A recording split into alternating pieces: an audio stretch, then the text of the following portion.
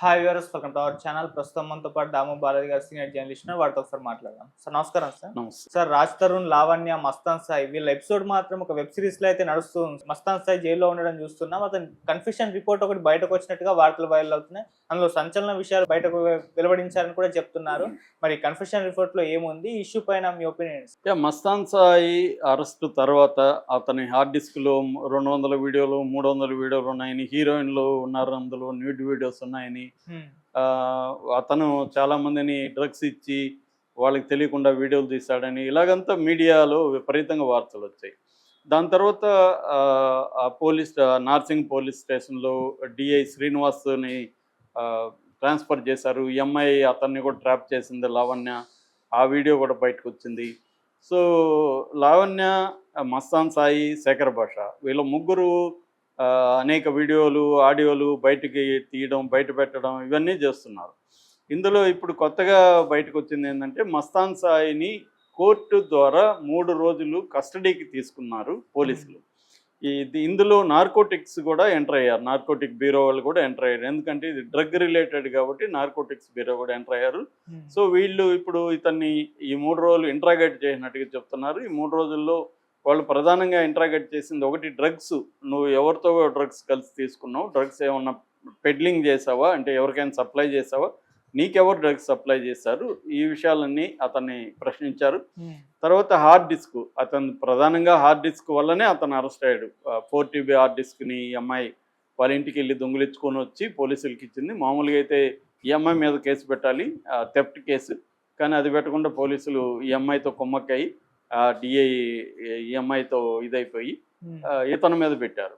So ఇప్పుడు hard డిస్క్లు ఏమేమి ఉన్నాయి అవన్నీ తన ఎదురుగానే ఫోల్డర్లు ఓపెన్ చేశారని చెప్తున్నాం. మామూలుగా ఇవన్నీ పోలీసులు బయటికి చెప్పేది ఒకటి, లోపల జరిగేది ఒకటి. పోలీసులు అంత బుద్ధిగా అతని ఎదురుగా ఓపెన్ ఎందుకు చేస్తారు?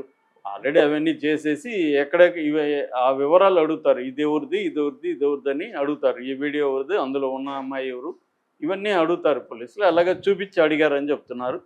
నెక్స్ట్ సాఫ్ట్వేర్ల సంబంధించి ఇతని దగ్గర, అంటే నువ్వేమన్నా హ్యాకింగ్ చేసావా, ఫోన్లు హ్యాకింగ్ సాఫ్ట్వేర్లు ఏమున్నాయి అవన్నీ కూడా ఇతన్ని అడిగారని చెప్తున్నారు. సో ఈ విషయాలు అడిగినప్పుడు ఇతను కొన్ని విషయాలు చెప్పాడు. అందులో హార్డ్ డిస్క్లో 17 ఫోల్డర్లు ఉన్నాయి. 17 ఫోల్డర్లని వీళ్ళు ఓపెన్ చేశారు వరుసగా అతని ఎదురుగా. అందులో 6 మంది వీడియోలు మాత్రం ఉన్నాయి. 200 లేవు, 300 లేవు, 500 లేవు. ఇవన్నీ కూడా మీడియా ప్రచారం.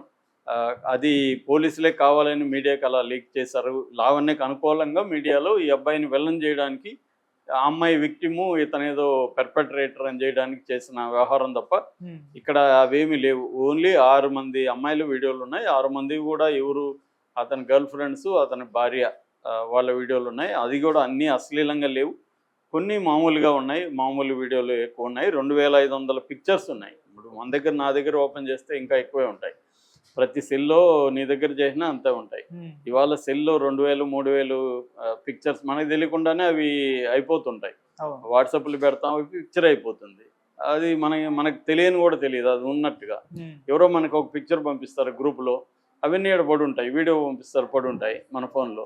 అలాగా ఉండొచ్చు. ఏదేమైనా హార్డ్ డిస్క్లో 2500 వీడియోలు ఉన్నాయి, 2500 పిక్చర్స్ ఉన్నాయి, 500 వీడియోలు ఉన్నాయి.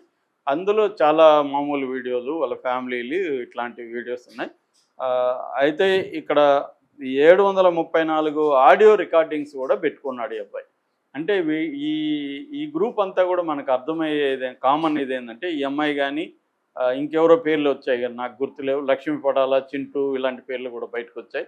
సో వీళ్ళందరికీ కామన్ లక్షణం ఏం కనబడుతుందంటే, ఆడియో కాల్ రికార్డ్స్ చేసి పెట్టుకోవడం, వాళ్ళు దాచిపెట్టుకోవడం, వీడియోలు దాచిపెట్టుకోవడం, ఇవి కనిపిస్తుంది. ఈ జనరేషన్లో ఎక్కువ మంది ఏం చేస్తున్నారంటే, మొన్న ఎక్కడో విన్నా నేను, వాళ్ళ కొత్తగా పెళ్ళైన అమ్మాయి ఆ భర్త ఏం చేసినా సరదాగా చేపట్టుకున్నా కూడా దాని వీడియో తీసి పెట్టుకుంటుందంట. అంటే రేపు పొద్దున గొడవలు వస్తే ఇవన్నీ బయట పెడుతుంది అనమాట. నన్ను చేయి పెట్టుకుని కొట్టాడు, లేకపోతే ఇంకొకటి. అలాగా ఈ మధ్య అమ్మాయిలు కూడా ఏం చేస్తున్నారు అంటే, ప్రతిదీ జాగ్రత్తగా దాన్ని సేవ్ చేసి పెట్టుకుంటున్నారు. అంటే రేపు పొద్దున గొడవలు వస్తే మనకి ఇవన్నీ ఉపయోగించుకోవాలి అని. అంటే ఈ ఒక రకమైన అదే లివింగ్ విత్ ఎన్ ఎనిమీ అనే సినిమా ఉంది. అంటే శత్రువుతో భార్యాభర్తలకు కాకుండా ఇద్దరు కాబోయే శత్రువులాగా నివసిస్తూ ఉంటారు. రేపొద్దున మనకు గొడవలు వస్తే ఏం చేయాలి? వీళ్ళు కూడా అదే బ్యాచ్. వీళ్ళందరూ కూడా లావణ్య ఇందులో ఎక్స్పర్టైజ్ కనిపిస్తుంది. ఈ అమ్మాయి క్వీన్ అని చెప్పొచ్చు, బ్యాచ్కి రింగ్ లీడర్. సో అలాగా ఈ అమ్మాయి దాచిపెట్టుకుంది, ఇతను కూడా దాచిపెట్టుకున్నాడు కాల్స్, పరస్పరం కాల్స్ పెట్టుకొని దాన్ని ఎడిట్ చేసి మనకు బయటకు మీడియాకు వదులుతారు. అంటే వీళ్ళ వెర్షన్కి అనుకూలంగా ఆడియోని బయటికి పెడతారు. నిజానికి ఇప్పుడు డీపీక్ టెక్నాలజీ వచ్చినాక ఆడియోని క్లోనింగ్ చేసేయచ్చు. ఇప్పుడు లావణ్య వాయిస్ ఒక 10-20 సెకండ్ల వాయిస్ ఉంటే నువ్వు క్లోనింగ్ చేసేయచ్చు. నీకు కావాల్సిన టెక్స్ట్ పడేస్తే ఆ వాయిస్ లావణ్య వాయిస్ అయిపోతుంది. అది ఈజీ, ఇవాళ పెద్ద విషయం కాదు. 11 ల్యాబ్స్ ఇట్లాంటి సాఫ్ట్వేర్ క్లౌడ్ టెక్నాలజీ వాటిలో మనం చందా కడితే ప్రొఫెషనల్గా మన వాయిస్ క్లోన్ చేయొచ్చు, ఎవరి వాయిస్ అని క్లోన్ చేసేయచ్చు. పెద్ద సమస్య కాదు. ఆడియో క్లిప్పుల మీద అసలు నమ్మలేని పరిస్థితి. వీడియోలు కూడా చేయొచ్చు. వీడియోకి కొద్దిగా ఎఫిషియెంట్ టెక్నాలజీ కావాలి, సొఫిస్టికేటెడ్. అది కూడా పెద్ద విషయం కాదు ఇవాళ, ఎందుకంటే అన్నీ కూడా అందించే ప్లాట్ఫామ్స్ వచ్చేసాయి టెక్స్ట్ నుంచి వీడియోకి కూడా. సో ఏదేమైనా ఈ అబ్బాయి దగ్గర అయితే బీభత్సంగా ఏమీ బయటపడింది లేదు. వాళ్ళ గర్ల్ ఫ్రెండ్స్ ఇద్దరు, భార్య, ఈ ముగ్గురితో తీసుకున్న సెక్స్ వీడియోస్ ఉన్నాయి ఇవాళ. అది కూడా నేను చాలాసార్లు చెప్పాను, కామన్. మనం కానీ ఇంటర్నెట్లో ఇండియన్ సైట్లు చూస్తే 100,000 ఇలాంటివి వాళ్ళే తీసుకున్నవి ఉంటారు. అందులో అమ్మాయిలు కూడా మంచి పెర్ఫామ్ చేస్తూ వాళ్ళకి తెలుస్తుంది, కెమెరా వైపు చూస్తుంటారు, వాళ్ళు కూడా ఫోజులు ఇస్తుంటారు. ఇవన్నీ కామన్ అయిపోయింది. కొంతమంది అమ్మాయిలు అబ్బాయిలు అయితే వాళ్ళిద్దరు కలిసి ఇలా వీడియోలు తీసుకొని మన యూట్యూబ్ ఛానల్ ఎలాగ ఉంటాయి అక్కడ కూడా మన పర్సనల్ ఛానల్ ఒకటి పెట్టుకోవచ్చు. ఆ ఛానల్లో మన వీడియోలు అప్లోడ్ చేస్తే వాళ్ళు కొంత డబ్బులు తీసుకొని మనకు కొంత డబ్బులు ఇస్తారు, యాడ్స్ వస్తాయి కాబట్టి. సో అలాగా చాలామంది న్యూటీ వీడియోల ద్వారా కూడా డబ్బులు సంపాదించే వాళ్ళు చాలామంది ఉన్నారు. ఇద్దరు కప్పులో ఒక అమ్మాయి అబ్బాయి డిసైడ్ అయితే వాళ్ళు వీడియోలు పెట్టుకుంటారు. కొంతమంది ఏమో ముఖాలు కనబడకుండా బాడీలు మాత్రం కనబడేట్టు పెట్టుకుంటే, కొంతమంది ముఖాలు కూడా కనబడుతుంటాయి. సో అలాగా చాలా జంటలు కూడా వెరీ పాపులర్ అలాగా. సో ఇవాళ అది పెద్ద విషయమే కాదు, ఎవరు కూడా పట్టించుకోవట్లేదు ఏమవుతుందన్న ఇది చాలా మందిలో వచ్చేసింది ఇండియాలో. అట్లాగే వెబ్ సిరీస్ కూడా న్యూడ్ వెబ్ సిరీస్ ఫుల్గా ఉన్నాయి ఇప్పుడు. ఒకప్పుడు మనకు ప్రొఫెషనల్గా వీడియోలు తీయడం అనేది నాకు తెలిసి ఫస్ట్ చెన్నైలో ఒక డాక్టర్ తీశాడు, tamil.com అని ఉండేది. అప్పట్లోనే 500 కోట్లు స్కామ్ అని ఆయన అరెస్ట్ చేసి అవన్నీ చేశారు. దాని తర్వాత పెద్దగా ఉండేది లేదు. ఇవాళ నార్త్లో ఈ కల్చర్ బాగా పెరిగింది న్యూడ్ వీడియోలు తీయడం అలాగా.